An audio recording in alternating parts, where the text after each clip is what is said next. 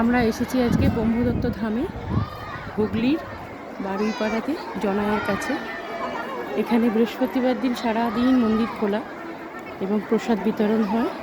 অন্যান্য দিন মন্দিরে দর্শন হবে, কিন্তু প্রসাদ বিতরণ হয় কি না জানি না। তো আমরা আজকে বৃহস্পতিবারই এসেছি, তো এই দৃশ্য দেখছি, তোমাদেরও সবাইকে একটু দেখাচ্ছি। ব্রহ্মদত্ত ধাম এত বড় কর্মযজ্ঞ এখানে চলছে, তবে অনেক কাজ হচ্ছে, আরও কাজ হবে।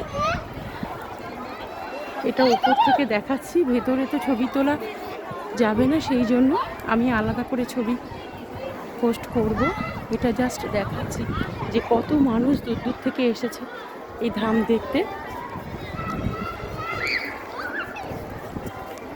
আর লাইনের পর লাইন চলছে, সকাল 11টা থেকে এখানে খাওয়া দাওয়া শুরু হয়। লাইনের পর লাইন চলছে, মানে লাইনের শেষ নেই। কত মানুষ এসেছে দূর দূরান্ত থেকে। এটা লাইনটা চলছে, শেষ নেই।